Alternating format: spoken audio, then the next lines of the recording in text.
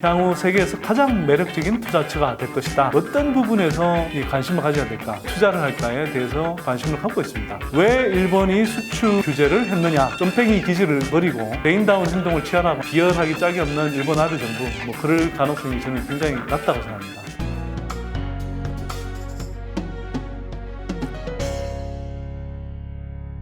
안녕하세요. 선대인 경제연구소 선대인 소장입니다. 책에서 읽는 지혜, 오늘 두 번째 시간인데요. 지난 시간에 짐 로저스 앞으로 5년 한반도 투자 시나리오 이 책 소개를 드리면서 원칙을 가지고 투자를 하는지를 제가 좀 설명을 드렸고요. 오늘은 이 책의 이제 본 주제라고 할 수 있는 짐 로저스가 어떻게 한반도 투자에 관심을 갖게 됐고 앞으로 어떤 부분에 구체적으로 초점을 가지고 투자를 구상하고 있는지 소개해 드리겠습니다. 이 사람은 큰 어떤 흐름을 보고 선 굵은 투자를 하는 사람이죠. 이 대학 때 역사를 또 전공하기도 했기 때문에 어떤 역사의 흐름 속에서 큰 어떤 에너지, 전 세계의 에너지가 어디로 흘러가는가 이런 것들을 늘 이렇게 추적하면서 하는 사람입니다. 이 사람이 북한을 2번 방문했는데요. 2007년에 한번 방문하고 2014년에 방문을 했다고 합니다. 근데 2007년에 이제 북한에 처음 방문했을 때는 그 세계의 관심에 소외되어 있지만 뭔가 저평가된 어떤 매력적인 투자 기회가 있을지 모른다 이런 생각으로 가봤는데 결과적으로 굉장히 실망했다고 그래요. 왜 실망했냐? 가봤더니 김일성, 김정일 찬양하는 플래카드에 각종 부호만 이제 나붙이고 또 상가라든지 관광지를 가봤을 때도 생기가 하나도 없고 온갖 이제 통제와 그 제한 속에서 이게 뭘 할 수 있었던 게 없었다는 거죠. 그래서 역시 북한은 안 되겠구나 이런 생각을 하고 왔는데 2014년 다시 방문을 하고 나서 깜짝 놀랐다는 겁니다. 그 7년 사이에 굉장히 많이 변했다는 거죠. 짐 로저스가 보기에는 김정은이 스위스에서 유학을 하면서 나름 시장 경제를 접했고 선대에 이어서 새로운 이 젊은 지도자가 들었었는데 과거에 이제 그 선대 그 통치자들이 했던 그런 행태를 그대로 따라갈 리가 없다라고 생각을 했고요. 적극적인 개혁 개방 정책을 추진하고 있는데 그 속에서 실제로 그런 분위기들이 많이 감지가 됐다는 겁니다. 예를 들어서 나진 선봉을 비롯해서 13개 이제 이 자유무역 지대가 활발하게 이제 이 개방 움직임을 보이고 있었고요. 그 북한에서 이제 이런 생필품 같은 것들을 거래하는 장마당이라든지 북한의 자본가라고 할 수 있는 이 돈주들 이런 사람들이 나타나서 일정한 금융시장도 형성이 되고 하는 그런 이제 모습들이 또 목격이 됐다는 겁니다. 북한이 외부 세계에 적극적으로 개방하고 외국인들을 유치할 준비가 돼가고 있구나 이런 이제 느낌을 받았다는 거죠. 또 한편으로는 나선 경제 특구에 갔더니 상가가 수백 개씩 이렇게 늘어서서 이렇게 열심히 이제 거래를 하고 있었고 여기에서 온갖 종류의 가전제품이 또 거래가 되고 있었는데 심지어는 다른 나라에서도 보지 못한 그런 물건들조차 이렇게 판매가 되고 있더라는 겁니다. 그 당시에 북한 주민의 한 20% 정도가 이미 휴대폰을 사용하고 있는 이런 모습들을 보면서 정말 이제는 변화하고 있구나 이런 이제 생각을 갖게 됐고 그때부터 훨씬 더 관심을 가지고 이제 보게 된 거죠. 짐 로저스가 북한에 적극적인 관심을 갖게 된 것은 2014년 이후다 이렇게 이제 볼 수 있을 것 같고요. 2014년 이후에 완전히 관점을 바뀌어서 향후 세계에서 가장 매력적인 투자처가 될 것이다. 짐 로저스는 북한이 앞으로 이제 개혁 개방을 하면 어떤 부분에서 이 관심을 가져야 될까? 즉 어떤 쪽에 투자를 할까에 대해서 굉장히 큰 관심을 갖고 있습니다. 북한이 갖고 있는 저렴한 인건비와 숙련된 노동력 이런 것들을 굉장히 높게 평가하고요. 또 북한의 그 지하 자원이 굉장히 매력적인 투자 대상이라고 보고 있습니다. 북한의 경제 규모는 남한의 한 20분의 1 정도로 굉장히 작습니다. 그런데 북한의 그 지하 자원이 갖고 있는 가치는 최소 북한 전체 GDP의 한 40배 정도가 될 정도라고 하니까요. 사실 어마어마한 굉장히 풍부한 지하 자원 광물을 갖고 있습니다. 철광석, 또 유연탄, 그 마그네사이트, 또 히토류와 같은 이런 희귀 광물 자원들까지 풍부하게 북한에 있어서 이런 광물 자원들을 잘 개발하면 굉장히 큰 투자 매력이 있다라고 보는 겁니다.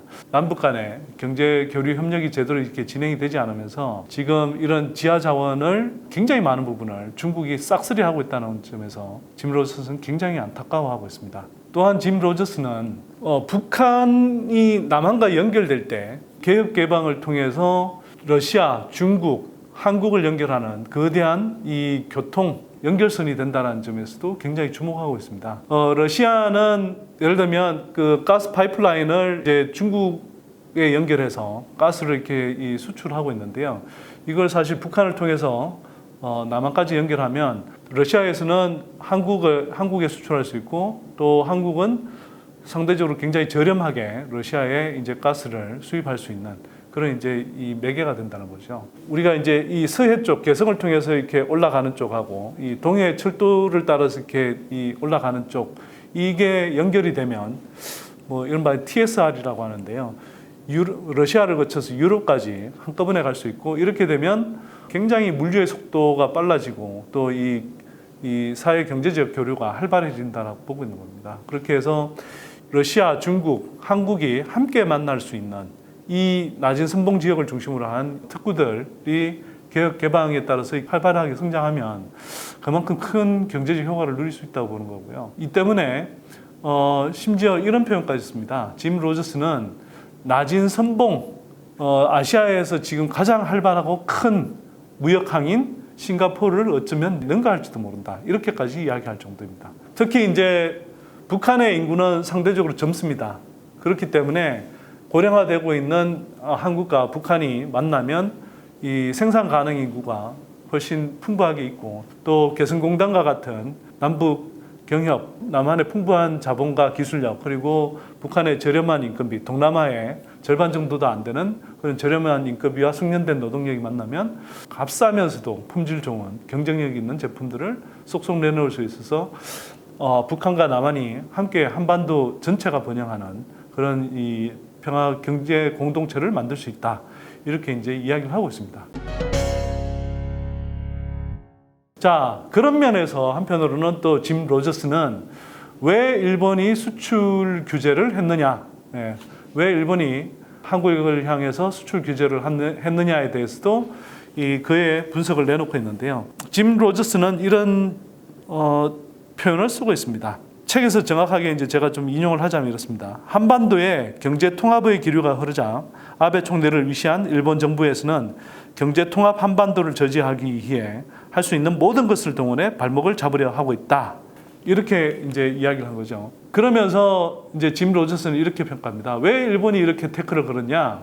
짐 로저스는 일본 아베 정부의 이 양적 완화라고 하는 돈을 무제한적으로 풀어서 경기를 부양하는 것이 단기적으로는 일본 기업들의 대외 경쟁력도 높이고 일본 엔화의 가치를 떨어뜨려서 일본 기업들의 대외 경쟁력도 높이고 또 한편으로는 경기 부양 효과가 있지만 결국은 이게 10년, 20년 장래의 일본 경제를 몰락하게 하는 길이다. 망치는 길이다. 이렇게까지 강조를 하고 있습니다. 아베노믹스의 약발이 최근 1, 2년 사이에 급격하게 떨어지기 시작하면서 아베 정부가 굉장히 초조해지기 시작한 거죠. 이런 상태에서 문재인 정부가 들어선 다음에 남북 간의 경제 통합 움직임이 빠르게 일어나자 굉장히 이제 이 공포감을 갖게 된 겁니다. 통일 한반도가 안 그래도 지체되고 있는 일본 경제를 능가해서 결국은 중국 말고 한반도까지 일본을 능가하는 그런 경제 대국이 된다면 일본의 위상은 굉장히 초라해지고 쪼그라든다 이렇게 이제 보고 있는 것이고 결국 한반도는 지정학적으로 세계에서 남아있는 굉장히 매력적인 어떤 경제 활성화의 중심지가 될 수 있기 때문에 이렇게 가는 것은 전 세계가 바라는 길이고 그렇기 때문에 이 길을 피할 수 없다. 그렇다면 일본은 이렇게 태클을 걸 게 아니고 결국 한반도의 통합을 인정하고 그런 가운데 일본도 이 통합의 움직임과 연결해서 북방과 더 활발하게 교류하고 또 한편으로는 한반도 통합 과정에서 일본이 할 수 있는 역할들을 찾아서 거기에 투자하고 또 기업들이 성과를 얻어가는 것이 훨씬 더 옳은 방향이다. 이렇게 이야기합니다. 즉, 쫌팽이 기질을 버리고 대인다운 행동을 취하라고 하는 것인데요. 예, 비열하기 짝이 없는 일본 아베 정부, 뭐 그럴 가능성이 저는 굉장히 낮다고 생각합니다. 이 외에도 굉장히 풍부한 내용이 이 책 짐 로저스 앞으로 5년 한반도 투자 시나리오에 실려 있습니다. 자세한 내용은 책을 한번 좀 확인해 보시면 좋을 것 같고요. 자, 뭐 지금까지 짐 로저스의 신간 제가 소개해 드렸는데요. 이 한반도가 얼마나 많은 경제적 기회를 갖고 있는지, 특히 남한이 지금 좀 경기가 침체되고 있는 남한이 새로운 활력을 찾기 위해서 북한이 얼마나 중요한 그런 계기가 될 수 있는지 잘 소개하고 있는 책이고요. 북한과의 관계에서 어떤 스탠스를 가져가야 되는지에 대해서 좀 많은 걸 깨달을 수 있는 책이라고 생각합니다. 자, 이 책 꼭 좀 한번 읽어보시길 바라고요. 저는 다음 이 시간에 또 좋은 책을 가지고 여러분들한테 소개해 드리도록 하겠습니다. 고맙습니다.